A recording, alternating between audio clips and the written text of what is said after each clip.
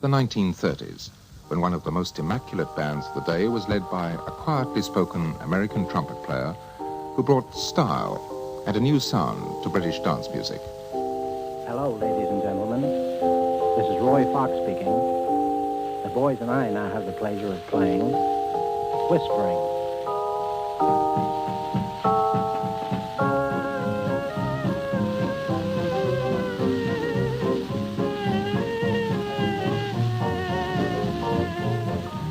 The whispering sound of Roy Fox when he was directing the band at the Monseigneur Restaurant over 40 years ago.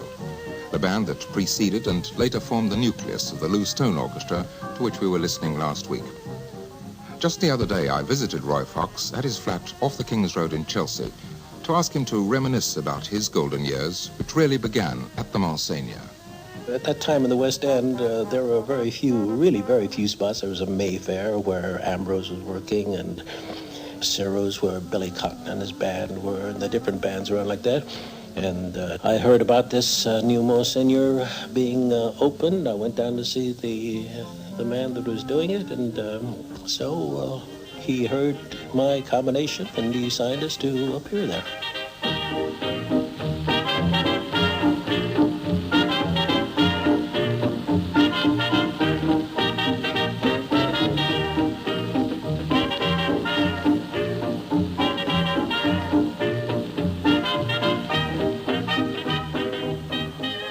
Now, you went into the Monseigneur with a pretty star-studded band.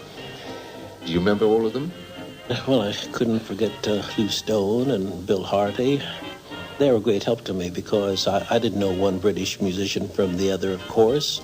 And they asked me if they could help me select some boys, if I'd like to listen to some of their friends that they knew around town. And they said, Roy, we're going to need a brass section, and we've been talking it over. We know 3 boys that are very, very good. And I said, oh, who are they? And they said, well, they just happened to be in another band at the time. They're in a band over here called the Billy Cotton Band, and he's playing at Ciro's. And sure enough, they had them at a rehearsal. So I liked Nat Gonella and Sid Buckman and Joe Ferry. I liked them very much, and so I offered them the job, and they seemed to jump at it. The only trouble with that was that Billy Cotton didn't like the idea very much. And he let me know about it, and boy, it took a long time to live that down, so I was always very careful whose people I pinched.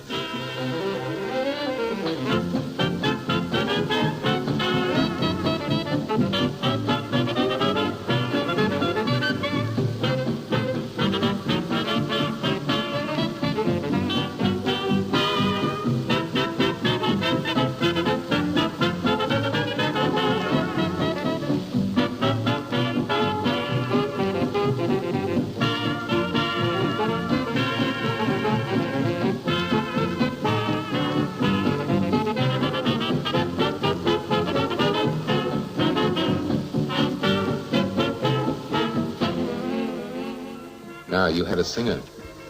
Yes, that happened in the same way. They said, well, we know a fellow that we think is a wonderful singer. And I said, well, who's that? And do I have to pinch him from somebody? And they said, no, he's not doing anything. And I said, well, how can he be very good if he's not doing anything? They said, well, he just is down on his luck, and he's busking. He's going around to these theater cues and works for tips. So they brought this fellow along, and they introduced him as Al Bowley. And after he'd sung just a few bars, I knew this is the guy I was looking for. With his long white beard and a crooked staff, he tramps along while the folks all laugh. With a twinkle in his eye, he passes them by, the old man of the mountain. For he wears long hair and his feet are bare. They say he's mad as an old March hare, but his cares are none and he owes no one. The old man of the mountain. He talks to the birds when he's lonely, he sleeps with the stars for a tent, and the bees spread a feast when he's hungry, and God charges no rent. And he lives as long as the old oak tree, and laughs at fools like you and me. Oh, I often sigh and wish that I were the old man on the mountain. And Nat Gonella, too, recalls Al Bowley. He was the number one master, wasn't he, Al Bowley? But I think Al was as much the lead, as Roy Fox was, to me. Attraction. Attraction, yeah. They were sort of joint, really, because Roy Fox was the attraction, being an American, coming over, and having been at the Café Anglais, and he brought the clientele from there to the Monseigneur. And Al Bowley was that the singer that everybody wanted to hear at that particular moment. Why, do you think? What was it about Al? He had that looks, didn't he? He had that very swarthy looks. These debutantes and these sort of wealthy socialites, I think they didn't have anybody to look at like Al Bowley. But Al had that something, and he would sort of phrase the number. Warmth was there, wasn't it? Yeah. Of course, you really sort of came to fame here with Roy Fox, didn't you, as Yeah. as a singer and the trumpet player. Do you remember any of the particular tunes which you did with Roy? Georgia, of course, I started getting a solo on Georgia. Georgia, Georgia, the whole day through, just an old sweet song keeps Georgia on my mind. Georgia on my mind, Georgia, Georgia, a song of you comes as sweet and clear as moonlight through the pines. Other arms reach out to me, other eyes smile tenderly. Still in peaceful dreams I see the road leads back to you. Georgia, Georgia, no peace I find. Just an old sweet song keeps Georgia on my mind.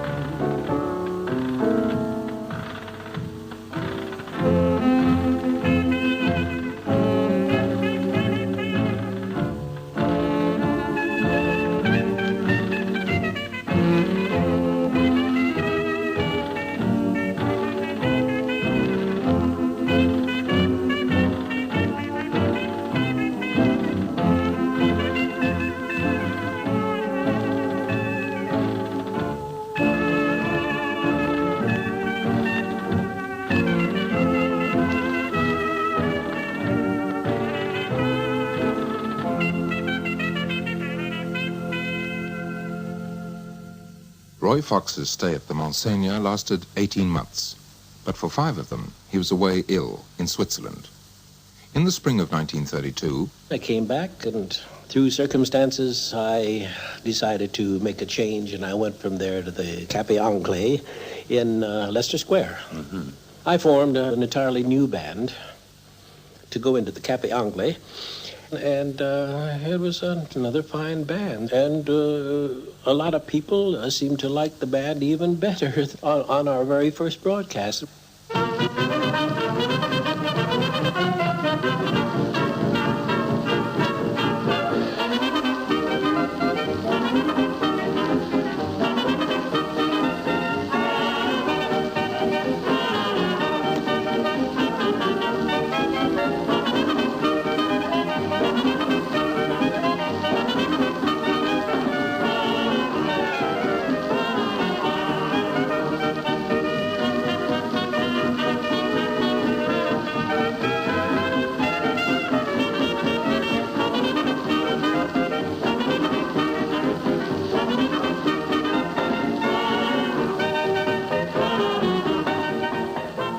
One of the most interesting things that happened, I suppose, in my career happened while I was at the Café Anglais.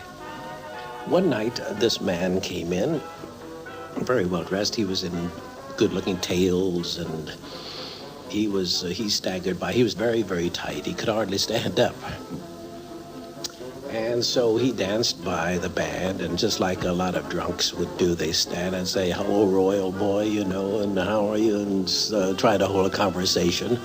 And so you had to be tactful and nice to them naturally, you know. And So he said, Roy, he said, how would you like to fly over to Belgium and play for a Royal Command Performance? And I said, oh, sure, I'd like that. That'd be terrific. About 2 or 3 nights later, he came in, and he was stone cold sober. He said, Roy, he said, I've arranged everything. And I said, well, what do you mean? And he said, well, he said, I was in the other night and asked you if you'd like to play a Royal Command Performance in Belgium for King Albert, and you said yes, so I've arranged it. And so the outcome of that was that we chartered 2 planes and went to the Agora Cinema in Brussels and played a Royal Command Performance. I've never seen so many diamonds and beautiful people, you know, the whole audience was really something. So the house lights went up and the house manager came down and took me up to the dress circle. And there was the royal family. Being an American, I'd only read about kings in storybooks, you know. And it was King Albert. And when he stood up, I had to look up. He was about a foot taller than I was. And the Queen did all the talking. The Queen was very small, and the King was so tall. And she said to me, oh, Mr. Fox, we like your band very much. Are they all British? And I said, well, yes, ma'am, everybody but myself. And she said, oh, and I said, yes, I'm an American. She said, oh, Albert. And she looked up at Albert, and she said, we like America, don't we? And he looked down at her and said, yes, my dear. She had a terrific day. A few weeks after that command performance, Roy Fox switched his London venue from the Café Anglais to the KitKat and enlarged the orchestra, bringing in, among others, Irish singer and pianist Peggy Dell. Over my shoulder goes one care, over my shoulder go 2 cares. Why should I cry? It's blue above. I'm free at last and I'm in love. Over my shoulder go 3 cares, over my shoulder go 4 cares. Bye-bye to trouble, it's gone beyond recall. Over my shoulder goes it all.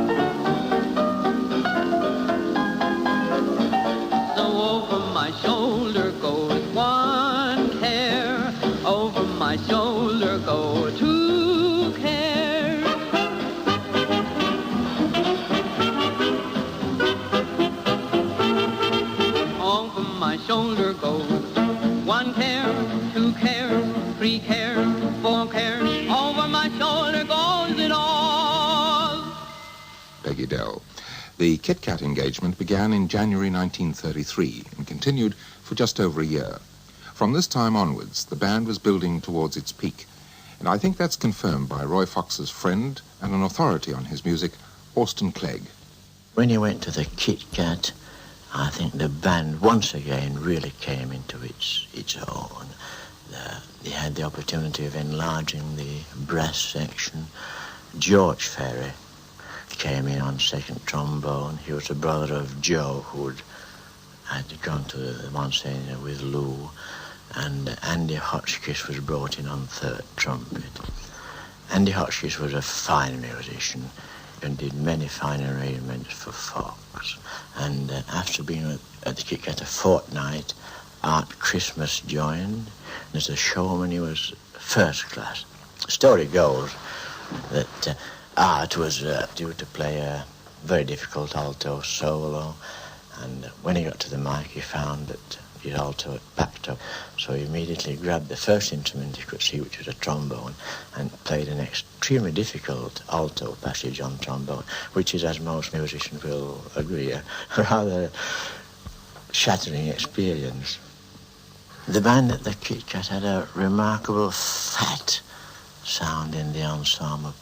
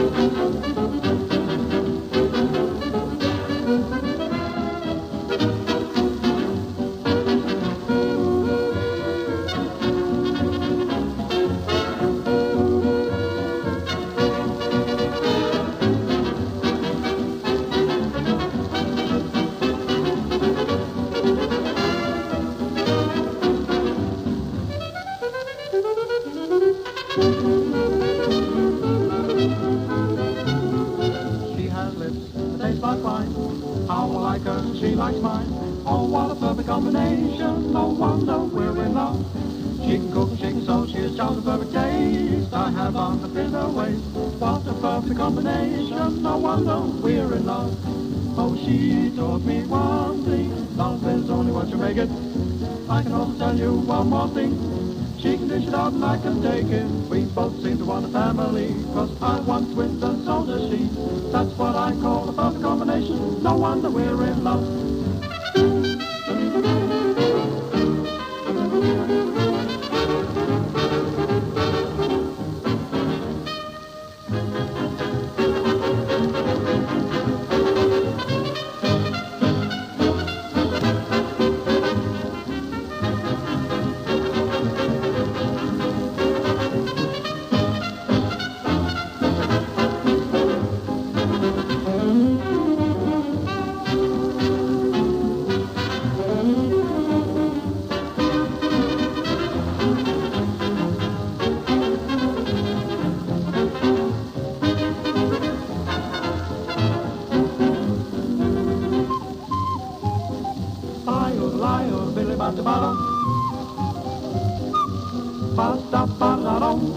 When we go down the record to the side, but I want to.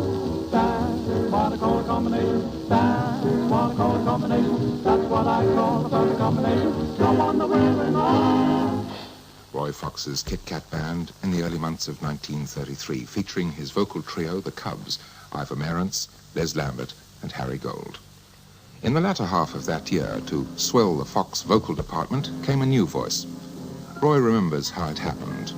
A friend of mine came to me and he said, I know a young fellow, he's an electrician, and he said he sings. Everybody had a friend that could sing, you know, just like everybody can write a song, especially when you're a band leader. So I said, well, all right. So just to please this friend of mine, I heard him sing, and this boy sang quite nicely. You know, he had possibilities. So I said, yes, I like your voice. I said, I would suggest that you go away for a year and study and then come back and let me hear you. He did. He came back in a year. And Roy heard me, and this time he put me on a fortnight's trial at the KitKat. And he said, I shan't use you on broadcast.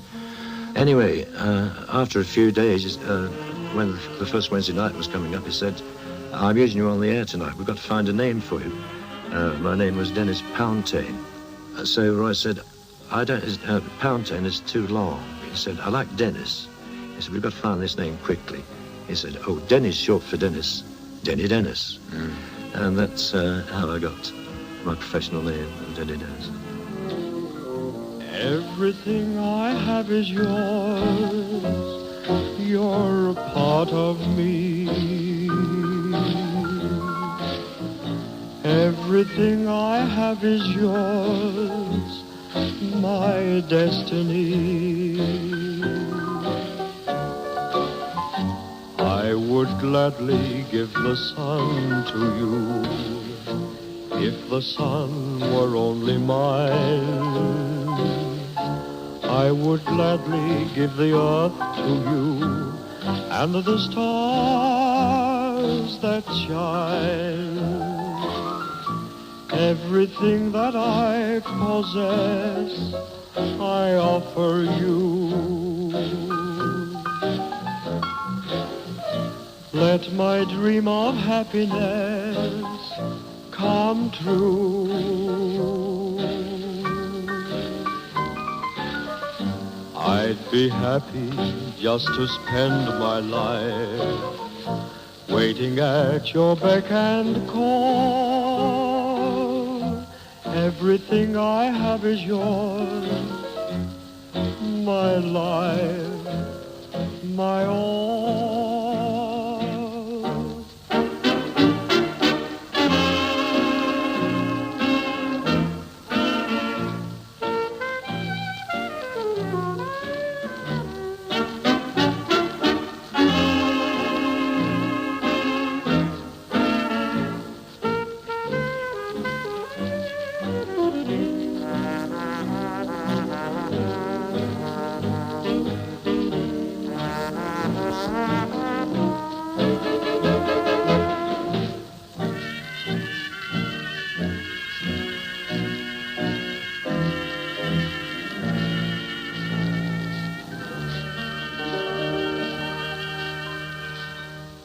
Denny Dennis. What band wouldn't have been delighted to acquire a singer as accomplished and as talented as that? As is now well known, his services were sought and featured by Tommy Dorsey in the post-war years, which put Denny into the same bracket as former members of the Dorsey alumni, Sinatra and Haynes. Singers appeared on the majority of Roy Fox's records. Well, he was catering to a dancing and listening public who wanted the tunes of the moment. But now and again, he produced a purely instrumental recording, allowing the band to show its paces. One such was Londanola, made in 1935 after Fox had given up residence at any London club and was engaged in touring the country.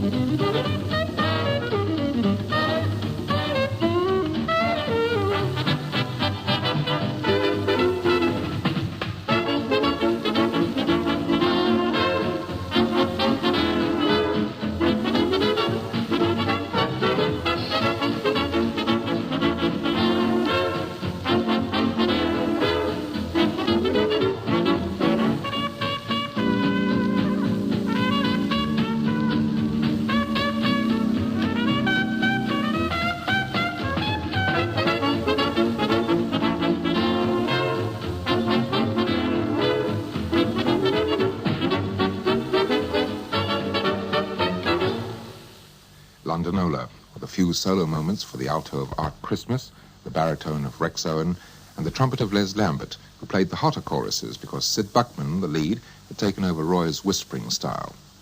Sid Buckman became the longest-serving sideman in the Fox band. He was with it from the beginning to the end. And he was a valuable man to have, not only leading the brass section, but as an additional vocalist with an engaging style. Do you remember one September afternoon? I stood with you and listened to a wedding tune. And didn't I go with you on your honeymoon? Remember me. Do you recall a cottage small up on a hill, where every day I had to pay another bill? And if I'm not mistaken, dear, I pay them still. Remember me. I can see that little angel on your knee. Can't you see? He kinda sorta looks like me. For I'm the boy whose only joy is loving you, who worries till he hurries home when day is through. And I'm the guy you gave your goodnight kisses to. Remember me.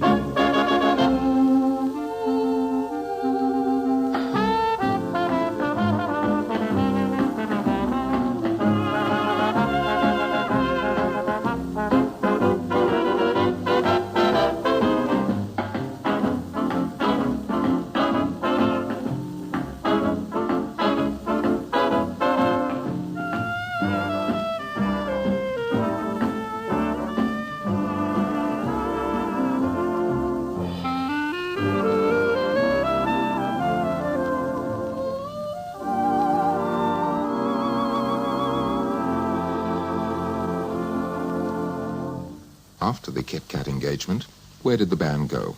I asked Denny Dennis. We went to the Café de Paris, but before then we did 2 weeks on tour. The Paramount Manchester and the Paramount Leeds, they're both Odeons now, I believe. And we did really terrific business, colossal business. I think that really gave Roy the idea of going out touring. But we came back to the Café de Paris, where Roy, because of the limited space of the club, was forced to reduce the size of the band. But it was only temporary. Within a few months, he was on the road with a full band. But inevitably, there were changes of personnel. It was in 1935 when Peggy Dell left the band to go with Hilton to the stage. And Roy, by this time, had already earmarked a young girl called May McDevitt from Glasgow. She changed the name from May McDevitt to Mary Lee, and Roy was tremendously impressed with this young girl. He couldn't take her into the band. He had Peggy Dell, and she was only 13 and a half. However, when Peggy Dell left, Mary was 14, and she went into the band. This kid was absolutely sensational. She sang just like one of our American singers. She joined them and went on the road when Roy provided a chaperone for her. She was properly looked after on the road, and it was a very happy association. I mean, I've heard, you know, when I don't listen to my own records all that much, but once in a while when I do and hear Mary sing, well, I think Mary, I mean, I wouldn't want anything better than that. I think she's absolutely sensational, even today. It's been so long since I held you tight when we said goodnight. It's been so long. Honey, can't you see what you've done to me? I've been in a kind of daze for days and days and days, feeling blue, missing you in oh so many ways. 'Cause it was so nice when we had that date, every night at 8, it was so nice. Then we said goodbye, what a fool was I. Let me get back in your arms where I belong. 'Cause it's been so long.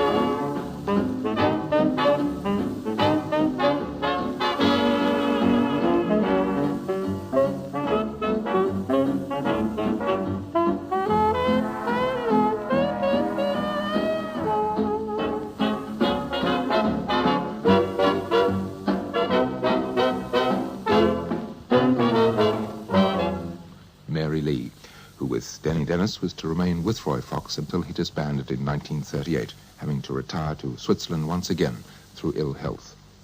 I wondered, with all the work that the Fox Band, like many others, was doing, what chance he had to hear his rivals or find time for relaxation.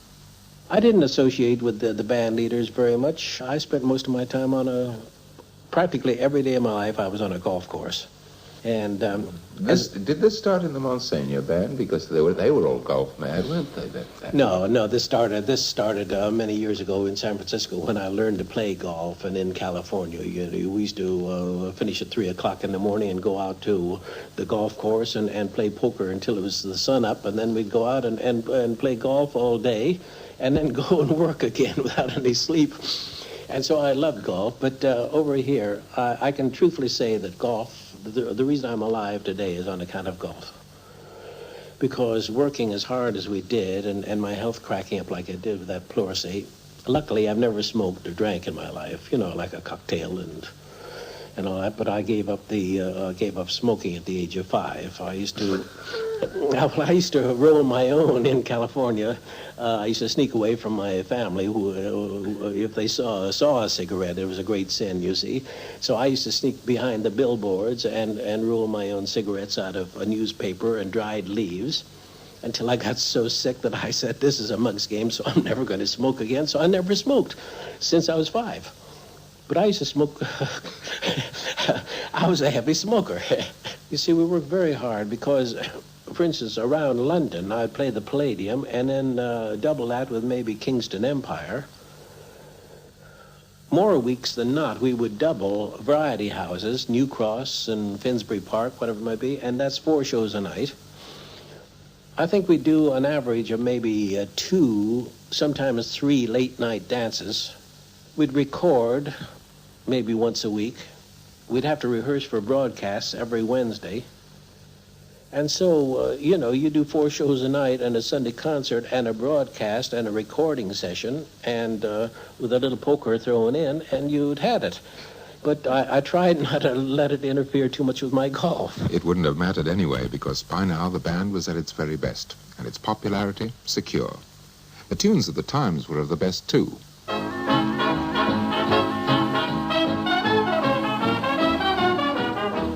Things have come to a pretty pass, our romance is growing flat. For you like this and the other, while I go for this and that. Goodness knows what the end will be, oh, I don't know where I'm at. It looks as if we two will never be one. Something must be done. You say either and I say either. You say neither and I say neither. Either, either, neither, neither. Let's call the whole thing off. Oh, you like potato and I like potato. You like tomato and I like tomato. Potato, potato, tomato, tomato. Let's call the whole thing off.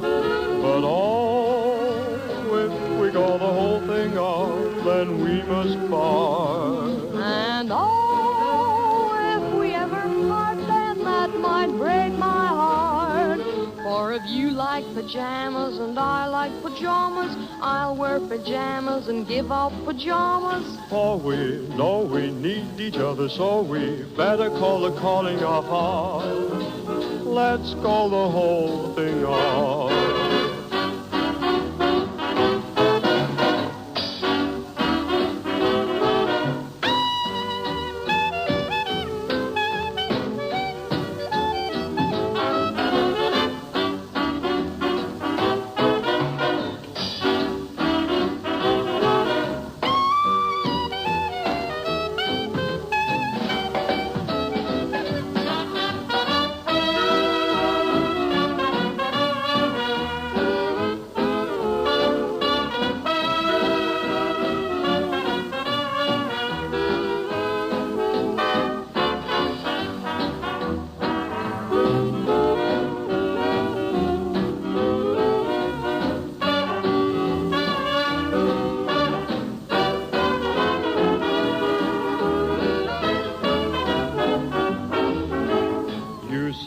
laughter, and you say laughter, you say after, and you say after, laughter, laughter, after. after. Let's call the whole thing off.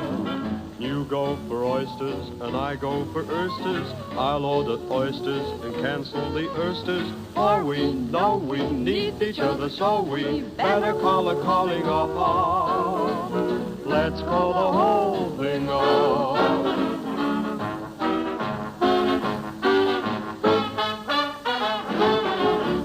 Mary Lee and Denny Dennis.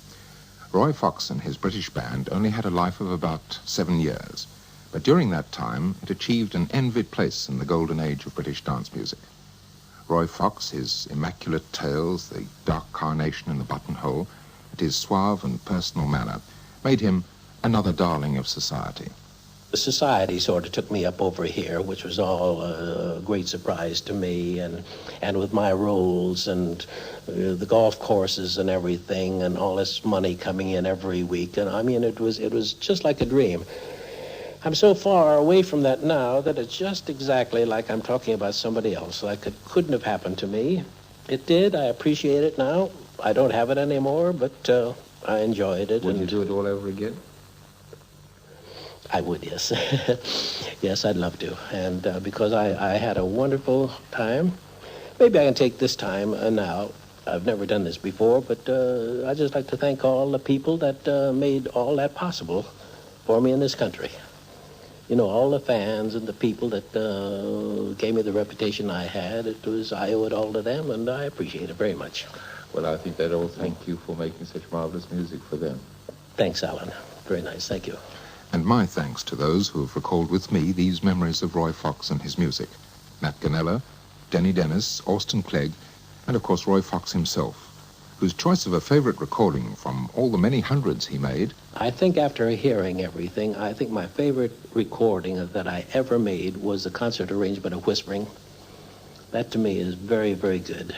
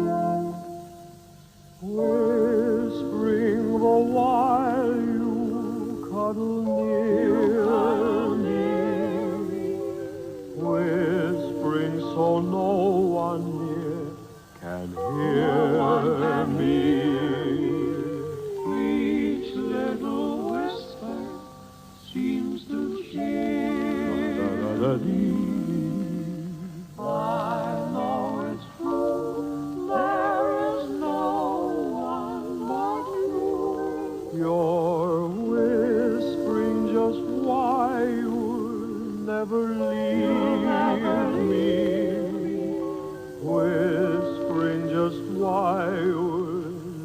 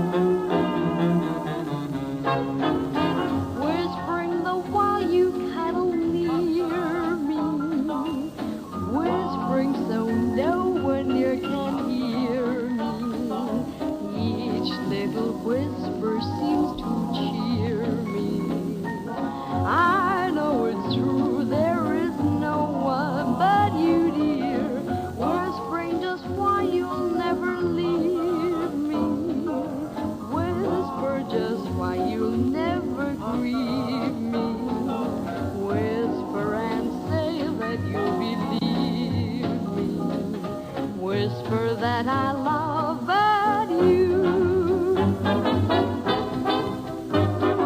Whispering while you cuddle near me, whispering so no one can hear me. And each little whisper happily seems to cheer me. I know it's true, there's no one but you that realize whispering why you never leave me. Whispering's why you'll never grieve me. What-do-da-do-da-do-dee, what-da-da-do-da-do-dee. Say that you'll believe me, whisper that I love you.